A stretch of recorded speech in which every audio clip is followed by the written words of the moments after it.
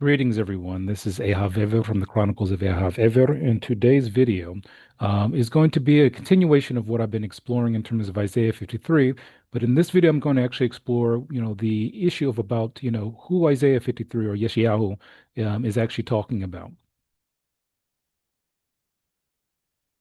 So in the previous videos, one of the things I covered was the issue of chapters and verses and how they're marked and how the markings predominantly of chapters is something that was an invention of of Christianity around like 1220 1227. So the idea of actually saying that there's like written like chapters that are marked off is something that is not ancient, for example. One of the things that has to be noted that in Jewish writings prior to the invention of chapter markings, whenever they wanted to like quote like something from the actual text themselves, they would just say Shnei Amar, meaning like it had said, and then they would just quote it. But they would never mark it. So one of the things that people sometimes don't understand is if you look, like for example, look at a modern Talmud. A modern Talmud, for example, is sometimes going to actually point out exactly where they're referencing in terms of a chapter and a verse, and that's only because it's a modern convention. But when the Talmud was first written, it never had any markings for where they were quoting. So one of the things I pointed out in my last video was that if you look at the Talmud, when someone brought up, Sanhedrin 98b, and they were saying, "Ha, you see, it talks about, the Messiah being in Isaiah 53." But in reality, what the Talmud was even had a discussion was different discussions different rabbis had, over different periods of time of things like what was the name of, the Messiah or the Mashiach, And for example, one rabbi brings up one verse in Yeshayahu to like, give a source for, his claim that the Mashiach's name would, be a particular name. But he was not trying to say that all of Yeshayahu 53 was about Mashiach. He was simply like, making a point that I say his name is going to be this, and I'm, bringing this same word, which is, a different, name than what, Christians claim that, what they believe their Messiah's name was. Um, and essentially they're just discussing names. But, if you're going to take all of the Talmud as like, reality, then you have to accept all the other opinions, which give different verses and different names, for example. And further to that, the name that was actually given translates into English. You could translate it as leper, but we know that the Christian view is that Jesus was never a leper, so that wouldn't even relate. So that's one of the things that we want to be able to keep in mind. That when we're looking at text, we place it within the context of the authorship, and that's one of the reasons that knowing Hebrew is very important. Further to that, one of the things that we had discussed was about the most ancient, full manuscript text that we have. That, for example, at least break down the verses, at least from the Jewish perspective. But those texts also, like the Aleppo Codex and the Leningrad Codex, don't mark, chapters, for example, because these texts predate the invention of the Christian invention of chapters. Now someone may say, okay, well, that's not important, but again, to someone who knows Hebrew, knows the importance of it, and I'll leave it at that because predominantly these videos I'm doing are mostly to show Jews, why we should rely on the Hebrew text and not, jump around to like, everybody, who doesn't know Hebrew or kind of learned Hebrew through a Jewish perspective originally and then switch to a Christian perspective, why we shouldn't learn from those sources. So now, one of the things I want to do now is if you remember in the last two videos, I did a walkthrough and noticed some interesting things about the text of Isaiah 53 or Yeshayahu, which is now called in some cases Isaiah 53. And essentially, if you read through it, especially if you read through it in Hebrew, and if you're Jewish, read through the whole thing in Hebrew, and then there's some things that we look and we notice that are interesting. One of the things that people claim is that Isaiah 53 is talking about someone who's bearing, like when they say in English, the sins of a group of people. But if you look at it in Hebrew, there is no one word that equates to, like, for example, sin in English. What's mentioned here is like pashi'ainu, with pesha, is like a particular type of transgression of the Torah. Awon is a different type of like transgression of the Torah. And then het is also a different type. And I mentioned this in another video, which I'll link in the description below, of exactly in Hebrew, how exactly do you mark transgressions of the Torah? Um, now these particular like transgressions also apply to the seven mitzvot, the Noahide laws, and essentially what it's describing is the nations who have transgressed the Noahide laws, and essentially are the Jewish people are bearing those types of transgressions. So, for example, if, a certain nation that Jews are exiled to have an awan, when awan is like almost like a twisted nature, and their twisted nature is like, a certain thing, the Jewish population that lived there had to deal with that. So when Jews were, for example, in Spain and Portugal, when, the Inquisition was started up, the Jews had to bear the brunt of that awan or that pesha. When Jews were living in Yemen, when the Yemenite, government became a certain type of government, the one of that government, the Jews had to bear that government also. And one of the things it says specifically here, which I mentioned in the previous video, when it comes to 50, Isaiah 53:10, and it says, "Wa Adonai hofetz dagoo ha Im tosim osham nafsho." And what that's mentioning is that, Hashem, it's almost like saying desires that the person that's mentioned in this, which is the people of Israel, to be almost like afflicted. And this affliction also is affected because of the fact that the people being talked about, which is the people of Israel, have transgressions of the Torah called Hashem, you know. So essentially it says that, the subject of this also has their own transgressions of the Torah. But one of the things it promises, it says, Yir'ah zera ya'arich yamim, which we know that translates literally into having physical, descendants, meaning physical children and children of those children. Um, and that is something the Jewish people did. So even when Jews, for example, were, under the oppression of various governments, in some form or the other, there was Jewish communities that survived. Because, and the reason is given here where it says, Wahefetz Adonai biyodo yislo. So it was Hashem's, desire that the Jewish people survive. So let's say that we take, for example, the claims that have been made about Jews in terms of us no longer being the people that the Torah, mentions us to be. If that was the case, then Hashem could have just easily gotten rid of the Jewish people and just started, with somebody else. But of course, we know that Hashem doesn't change his word and doesn't turn around, because then Hashem could do the same to those people when they don't fulfill certain things. And we know the fact that not all Jews, broke the Torah. So for example, one of the things we know is that the Jews who survived and exist to this day are descendants of Jews who were keeping the Torah correctly and were able to survive all the different situations. And there were even Jews who kept the Torah correctly and passed away, but they, still were able to either produce physical offspring, or they were able to teach other Jews how to survive so that they had, their offspring.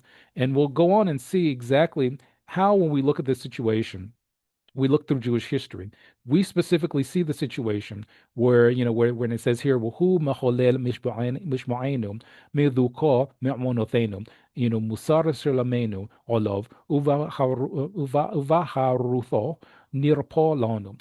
And how, the situation of, for example, where it says here, where it's talking about how the nations that the Jewish people were exiled to, that basically the Jews had to, hold up the brunt of those, like transgressions of those nations, and basically the twisted nature of some of those nations, and essentially by surviving it, it helped repair those nations in a sense. And we'll see what I mean by that in just a second. So let's start going back, like quite a bit of time ago, almost like 2,000 years ago. So we have a situation where, when you look through and look through Jewish history, you have a situation where, there was, mass killing of Jews, during the reign of Antigonus the fourth, I think was that the fourth. And essentially this happened in 168 to 167 to 168 BCE. And it says, for example, the following a perceived revolt, the Seleucid army under Antigonus attacked Jerusalem, resulting in the killing and enslavement of thousands of Jewish residents. And then Hellenization was forced upon many of those Jews. And there were many Jews who eventually were able to revolt from that, but many Jews like died during that situation, and many of them died in, various, horrible ways, in order to try to keep the Torah and not, turn away from the Torah. So that is, one example of, how the Jewish people, basically experienced what is mentioned in Isaiah 53. And during that same period, the Talmud records, for example, a situation where there was a Jewish woman who had, I believe, like seven sons. And essentially, which the person mentioned is called Caesar, which was like, I guess you could say, a leader of this, particular army, of leadership that, was controlling the region, of Judea. Essentially, basically forced her in a sense to see all of her sons be killed. And each one of them, basically refused to do, idolatry, by, quoting a part of the Torah, and then they were like subsequently, murdered for that. And then the woman herself basically died when her last son, also stood up and, wouldn't, do something that's against the Torah. So we see another situation where basically Jews are being led to the end, of their lives, if you will, for keeping the word of Hashem and keeping the Torah, and not bowing down to do things that the Torah tells us is wrong. We also have a situation where Rabbi Akiva, one of our strongest Torah scholars that existed during the Second Temple period, a little bit after the Second Temple period, that he was basically executed by the Romans, for like trying to teach Torah, and you can see the method that they used to do it. Where basically he was tortured and then he was like basically filleted alive with iron combs. So again, you have a situation where this is something that Isaiah, for example, 53 talks about, and it's something that Jews have experienced because he wasn't the only one to have suffered that fate during the Roman during the time that the Romans were persecuting Jews and during that time and also torturing them. The Spanish Inquisition is another situation where you had a situation where Jews who had been forced to convert to Catholicism, were always being suspected of secretly practicing Judaism. And during that time, even if they weren't, there were situations where the, Inquisition authorities, who were the, basically part of the Catholic Church, it's estimated that maybe about 3,000 to 5,000 Jews were executed, mostly by burning during the tribunals for the first 50 years, with thousands more suffering imprisonment, torture, and confiscation of property. Now, one of the things I suggest, and I kind of, just wanted to put this in the video, but I decided not to. If you look up the methods of torture that, basically the Spanish Inquisition, employed, I mean, they came up with some really nasty stuff to torture Jews and to kill Jews. And, even if a Jew were like to say, okay, I believe, they would still in some cases kill them and torture them. And you have situations where, parents were forced to watch their children being tortured. You had a situation where children were forced to watch their parents being tortured. And according to this, it says of roughly about 44,000 cases studied by historians in some areas, 826 resulted in direct executions, with hundreds more executed in effigy, symbolically. So this is another situation that, relates to Isaiah 53, especially when you have Jews who were expelled from Spain. And, during this time, you had a lot of rhetoric that, was making, false claims against the Jewish community. And in many cases, Jews, went quietly to their execution. In Yemen, for example, you had the what's called the Gulut Mawza, which basically was when in 1679 to 1680, um, there had been like a rise of this belief in certain areas of the Muslim world that a guy named Shabbatai Tzvi was the Mashiach. But then when that failed, one of the reactions was that the king of Yemen basically forced the Jews into the desert to die. And he just, he basically, ordered the destruction of all synagogues. And, basically when Jews were going, through this route, a lot of elderly and young, Jewish children died, from hunger and thirst and the hot climate. And a lot of people died, actually in the place that they were exiled to. And it was only like a year later where the order was rescinded, and basically when Jews came back, a lot of their homes had been occupied or destroyed. In 1929, you had a massacre in Hebron that took place on August 24th, where basically the Arab population at the time rioted and murdered between 67 and 69 Jews. And there are actually pictures that you can find about the things that were done to the Jewish communities there. Some of the survivors, they basically amputated, like limbs and things like that. There were people who were attacked, and all kind of things were done during that time. And essentially it completely changed the Jewish presence in the area for that area for like a long time. So this is another example of Isaiah 53 that took place upon the Jewish people. Further to that, you also had a situation where um, in Auschwitz, for example, and other like concentration camps during the time that the Nazis were, basically trying to destroy the, Jews of Europe. And of course, we all know that they had plans of moving that to Jewish communities into the areas. But we know that there were Jews there who basically went to their deaths, not resisting and not fighting back. There were some situations where some Jews just didn't believe it was going to go that far, and there were some Jews who basically had been so broken, and through the um, things that have been done to them physically and mentally to where they, basically died just, kind of going to their deaths like, silently. And it's like saying in the situations we've just talked about, whatever the, twisted nature of these particular nations were that did all these things, the Jews had to bear it because one of the first things that would happen is someone says the Jews, they're responsible for A, B, C, and D. Therefore, all of my twisted issues, I'm going to put that on the Jewish community. Um, and one of the things it says here, for example, in this particular description of what Jews did to resist, for example, there were some Jews who, didn't fight back. There are some places where they did, but there's some where they didn't. Where some fought back by secretly praying, maintaining education and documenting, or simply staying alive. and these were considered acts of defiance. But the issue is that what did Isaiah 53 say, that that there will be a situation where even if the Jewish community has done like things against the Torah, that their children would survive, that somebody would survive, and that with all the Jews, the 6 million Jews who were destroyed by the Nazis, that there were Jews who survived and the Nazis didn't survive. And then also you had a situation where, Ethiopian Jews who were in Ethiopia and were treated as like really, really badly by, the Ethiopian majority, for like, for a long time, for like, for centuries. Eventually when in 1979 to 1990 there was, a call to basically bring Ethiopian Jews to Israel. It's believed about 4,000 Jews died trying to get, out of Ethiopia, and trying to, basically make it to the point where they could, be brought to Israel. And one of the things that happened was they had to like walk essentially from northern Ethiopia into the Sudan, and there were people who were died basically because of the harsh conditions on the way. There were elderly people who didn't make it. There were children who didn't make it, and I have actually friends of mine who were part of that walk to try to get out of there. And they even said that they were attacked by some of the Sudanese in the area when they left.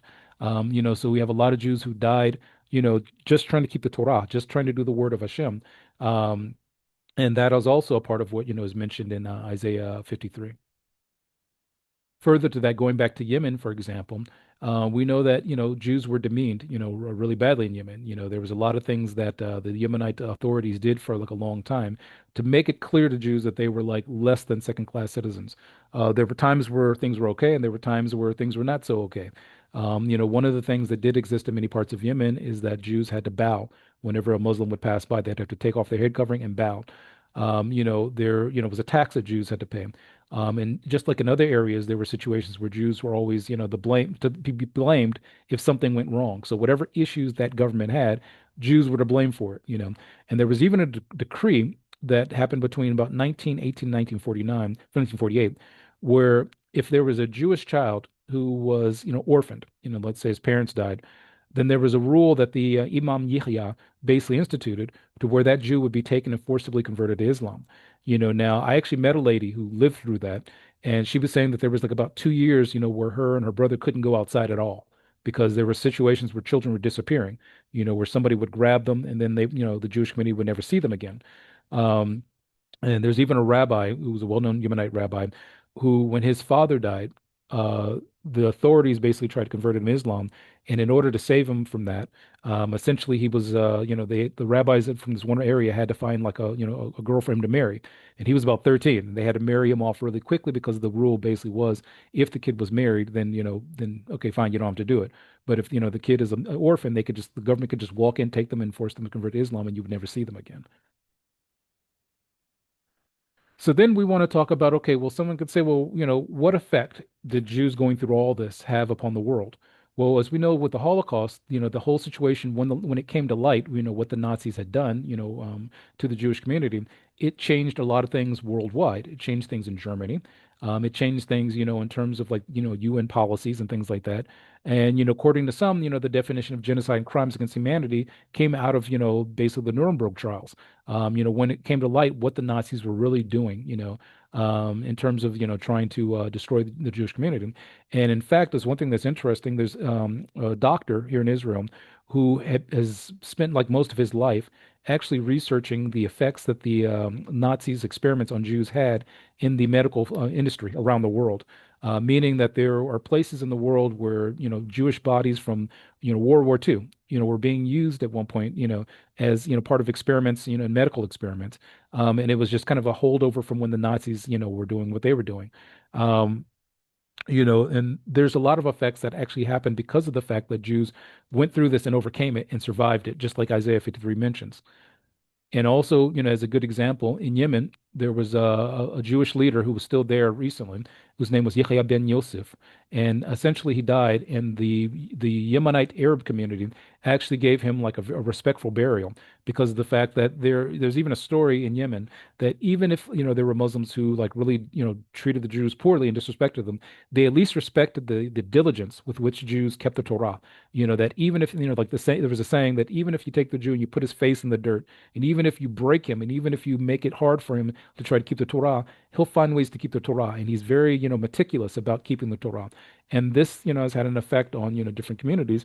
And I even here in Israel once, I had some Arabs who were moving, helping me move from one location to the other. And as a gift to them, I gave them like some Yemenite Jewish music, and they were just in heaven. The guys they were just like, "Oh, this is the best music ever." They were just in heaven about it because of the fact that they respected the music and they respected the Yemenite Jewish community. So this goes back to what I was saying earlier, that when you look at the Hebrew text and you take it as it is and as it would have been several thousand years ago, what you see is you see it's pretty clear that, when you look at like what's modernly called Isaiah 52, at the end of it is discussing, the nation's response when they contemplate, the Jewish people, especially when they contemplate what the Jewish people have gone through and how they've survived. And then in Isaiah 53, it talks about this is the statement that's made by the nations. And this is actually something that has been true. There have been people around the world who've looked. I mean, I think I did a video once where I talked about this, of how in South Korea, there was a point where that there was, I think in the school system, they instituted learning Talmud.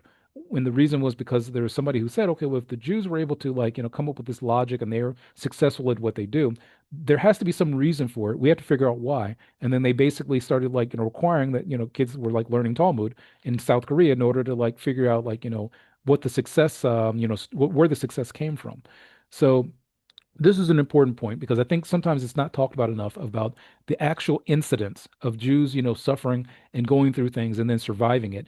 And the other thing too is if, again, taking this back to where the claim comes from, the Christian claim, of course, is that Jesus, was tortured and then, crucified. There's lots of Jews who were like, basically, tortured and then executed in really horrible ways and really demeaning ways, by the people who were making fun of them and people who were making them evil, making Jews out to be evil people.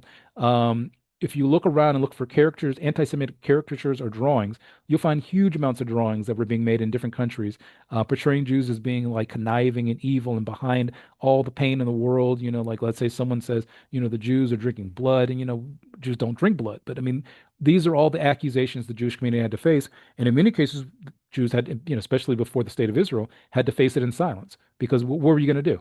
You're living, in a nation, for example, that outnumbers you, has the power to destroy the entire community.